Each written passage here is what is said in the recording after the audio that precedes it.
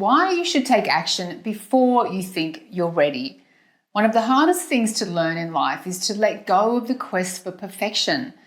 Most of us strive to be the best version of ourselves that we can. But what I've realized is that we need to give up on the idea that everything will fall easily into place, that we can easily have the perfect body, the perfect career, the perfect family. And why is that? Because being vulnerable means admitting you're imperfect and being okay with that. When you strive for perfection, it can mean you're not comfortable with negative emotions.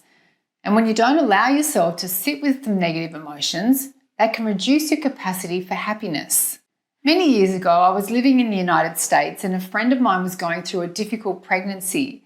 So to help her out, I thought I'd make her a nice 3-course gourmet meal. I did all the research, looked for the ingredients. But what happened was I got so caught up on finding everything to be perfect that in the end, I didn't end up making any food at all. What would have been better in hindsight was to just whip up something quick and take it over, because it was the gesture of friendship that really mattered, not the food. So when I think about that, it makes me realize the downside of trying to be perfect. And the author Tal Ben-Shahar says the pursuit of perfect may actually be the one obstacle in search of happiness. He says there are 3 important aspects of perfectionism: the rejection of failure, the win-at-all-costs attitude; the rejection of success, the failure to appreciate what you've already done; and the rejection of painful emotions such as fear. Perfectionists often use words like should or I must. And think about how you would feel if someone you cared about said to you, you should be thinner, you should be married by now, you should be more successful. These statements evoke the fear of not being good enough, of not being worthy. And there's value in listening to the words in your own head and watching out for words like should and must. So to overcome perfection, you need to be okay with failure.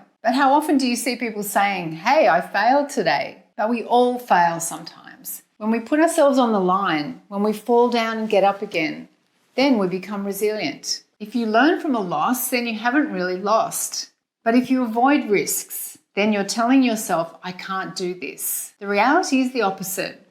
By embracing challenges, you give your self-esteem a boost. To me, the opposite of perfection is the feeling I'm enough, I'm okay. So do you consider yourself a perfectionist? How do you feel about taking imperfect action before you're ready? Let me know in the comments.